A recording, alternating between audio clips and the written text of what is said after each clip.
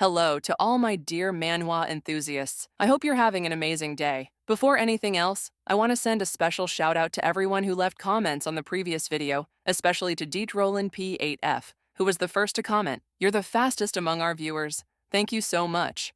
Now, without further delay, let's dive into this incredible recap. We begin this story with Ara Bontantera Octavia, a young woman with a delicate and beautiful face, yet with limited rights to the throne. One day, following the tragic deaths of all her siblings, she suddenly ascended to the throne at just 17 years old. Her tyranny has lasted for several years.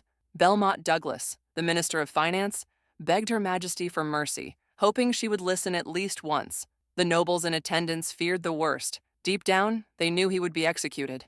They wished to stop the queen, but no one dared, fully aware of her madness.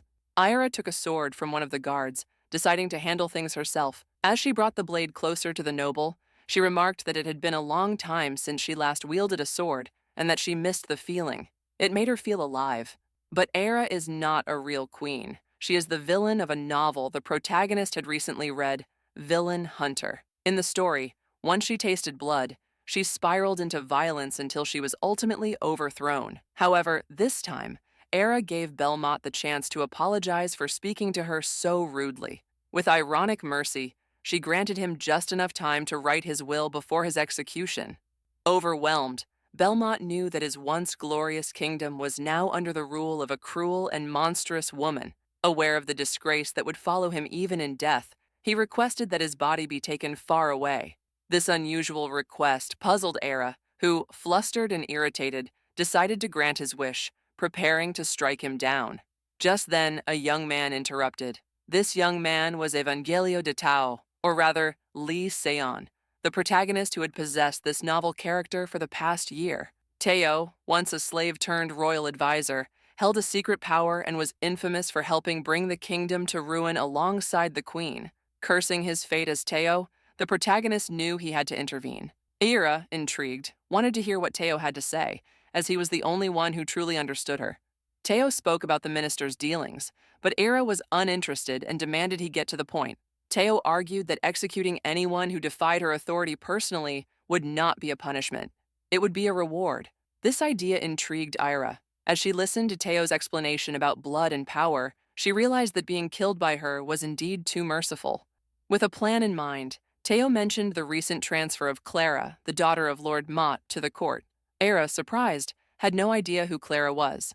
Following Teo's signal, the guards brought Clara before the queen, but just as she was brought into this world, Teo, in his mind, couldn't believe how well Belmont had hidden his daughter.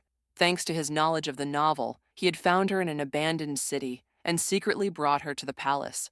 Though he noticed Clara was shy and defenseless, there was nothing he could do. Meanwhile, Teo skillfully managed the situation at court, confident in his victory.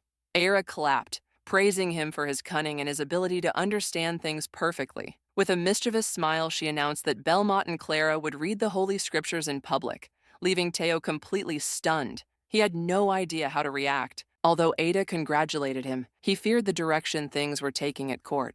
Everyone was terrified of the queen's cruelty. Teo, aware of the danger, tried to keep Belmont safe while cursing Ira for her madness. He knew that if they continued down this path, they would eventually face their own downfall. Desperate, he had no choice but to keep objecting, trying to buy time with small remarks and suggestions.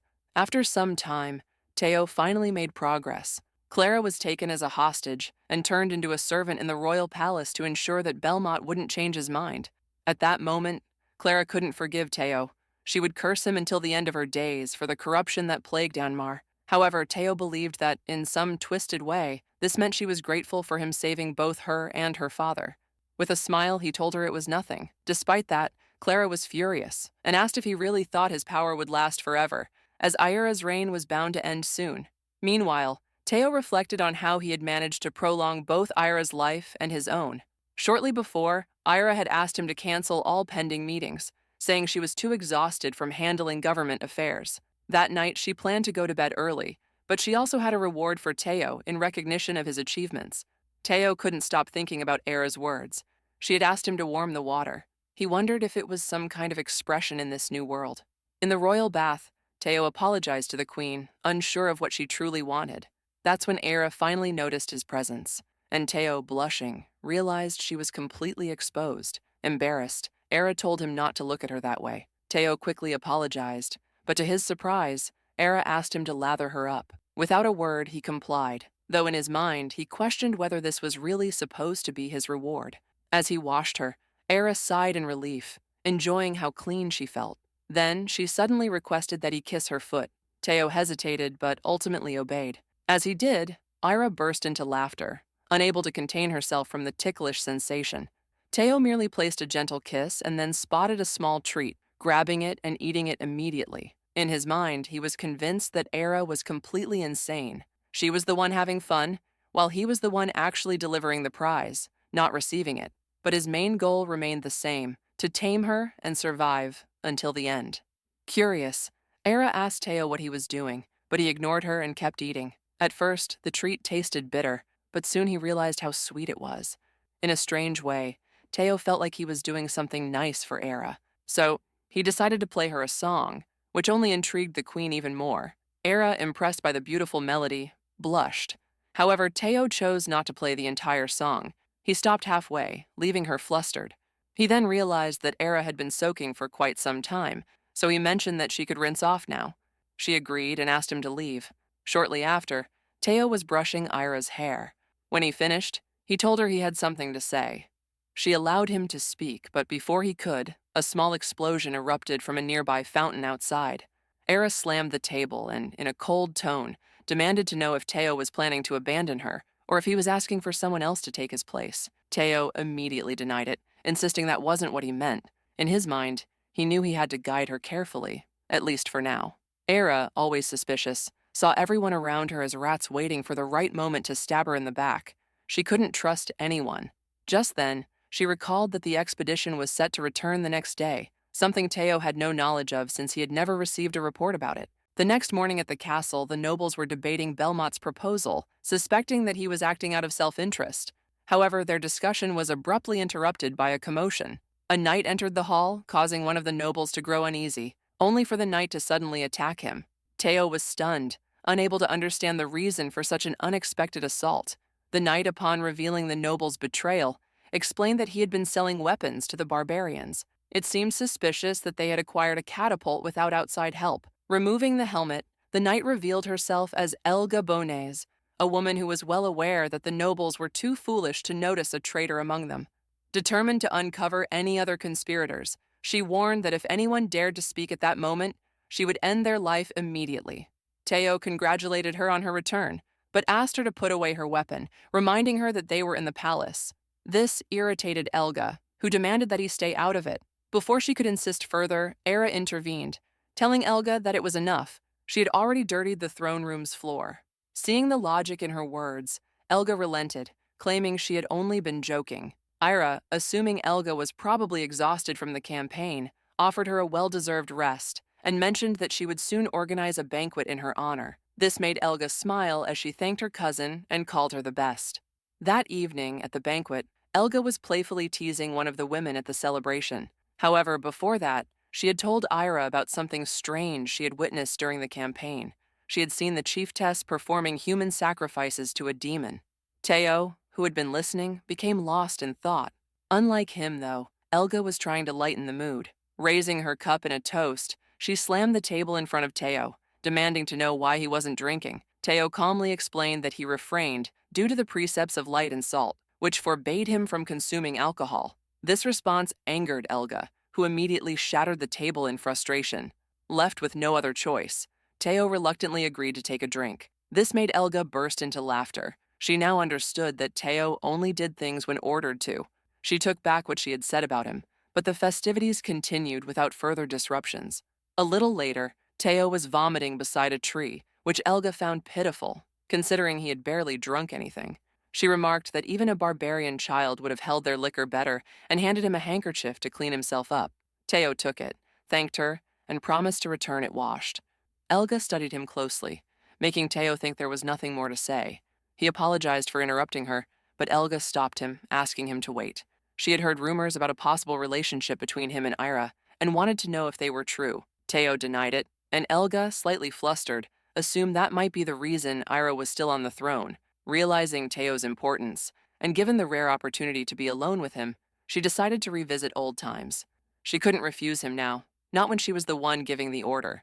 She told him to close his eyes, saying she had a reward for him for being such a good advisor to Era. Teo, deep in thought, closed his eyes, half expecting some form of torture. After all, he was well aware that he had been bought by the Lioness family, to which Elga belonged. But instead, Elga leaned in and gave him a gentle kiss. For a moment, Teo thought nothing had changed. He had long since grown accustomed to being treated as a mere plaything by the family's daughter, but this time, things would not be the same. When Elga pulled away slightly, Teo suddenly kissed her again, at the same time reaching for some pastries and the gummy buttons she had with her. Elga, caught off guard, blushed deeply. Embarrassed, she pulled away and demanded to know who he thought he was to act on his own, especially when she had never given him permission to do so. At that moment, Elga recalled something and pulled a brooch from her pocket. You all know what I mean, showing it to Teo, who looked at it in confusion. Elga explained that it was an object the barbarians possessed and asked if he knew what it was. Teo examined the item carefully, noting its intricate design, but due to its deteriorated state, he was unable to identify it. Although he mentioned that he would analyze it in more detail later, a little while after, Teo was nowhere to be found in his room. Instead, he was descending the stairs toward a hidden library within the castle. He opened a manuscript and began reading what he had written from memory, knowing that he would soon forget the contents of the novel he was in. It stated that Belmont's execution had already taken place, and that the dawn meeting had also concluded for now. What remained was the hero's arrival. Originally, Ira would have continued her reign of tyranny, only to be overthrown by him. But now that her rule had come to an end, the hero was no longer supposed to appear. Even so, Teo couldn't let his guard down. In this world, more than one person wanted to see both Era and him dead. Teo felt that karma was the reason he was experiencing situations straight out of a storybook. In his past life, he had considered Era a despicable character, and the greatest satisfaction he found was watching others bring about her downfall. He had hoped the author would make it happen as soon as possible. Now, in the present, he cursed himself. He knew that his character in the novel was destined to die. That was why, the next day, he had a lot to do, and his best option was to get some rest to regain his energy.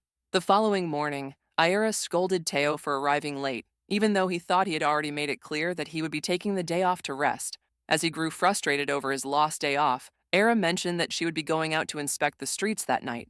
This piqued Teo's curiosity, prompting him to ask for the reason.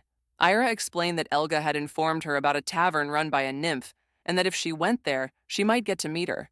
Although she didn't remember the tavern's name, she considered it a potential lead in finding the nymph. That same night, they arrived at the tavern, but the place was bustling with activity. Teo wanted to check if Her Majesty was doing well, but Era was more focused on finding the nymph. At that moment, a waitress approached and asked if they needed anything. Without thinking too much, Era mentioned that she had heard one could meet a nymph there and requested to be introduced. The waitress was taken aback and explained that the manager was currently busy. Remaining composed, Era assumed she needed to offer a tip to get her attention, so she handed over a gold coin. The waitress, utterly astonished, couldn't help but exclaim in shock, causing the entire tavern to fall silent. Reflecting on what he had learned from Villain Hunter, Teo recalled that a gold coin was equivalent to a family of four's monthly expenses. If compared to the one, it would be somewhere between 1 to 2 million WS. Ira, noticing the waitress hadn't moved, asked if it wasn't enough. She had assumed a single coin would suffice. Completely overwhelmed, the waitress hurried off to fetch the manager. Ira, for her part, felt quite pleased, as it was her first time leaving a tip, and she found the experience amusing. However, the adventurers in the tavern had noticed Era's extravagant generosity, whispering among themselves, wondering if she was a noble or if she belonged to an aristocratic family, and more importantly, what she was doing in such a place. Concerned, Teo warned Era to be more careful, as he didn't want her identity to be exposed. At that moment, a voice welcomed them, and the nymph appeared. She introduced herself as Bionol, the brook nymph, and explained that she was tending to the VIP guests, making her quite the successful businesswoman. Fascinated by her appearance, Era reached out and began touching the nymph's cheek, prompting Bionol to scold her, telling her to stop being so rude and to keep her hands to herself. Era, lost in thought, wondered what nymphs might like, perhaps sweets, like other children. Raising her voice, Bionol snapped that she wasn't a child and demanded not to be treated as one. Then, turning her attention to Teao, she pointed at him, saying there was something about him that deeply concerned her. Teao, confused, assumed she was talking about someone else, but Bianol confirmed with a glance that she was indeed referring to him. Era, noticing the nymph's reaction, suddenly grabbed her ear, causing Bianol to cry out and demand that she stop. Hearing the nymph's words, Teao began to reflect on what was happening, trying to understand who he truly was. Later that night, Teao was carrying Ira, supporting her on his shoulder. Knowing she wasn't very tolerant of alcohol, he asked her why she had drunk so much, but upon realizing they were at his house, Era looked around in surprise, comparing the size of his home to that of a doghouse. Teao, never expecting Era to end up in such a humble place, told her to wait while he prepared some tea for her. However, just as he was about to leave, Era stopped him with a gentle smile and asked him not to go, that they should sleep together.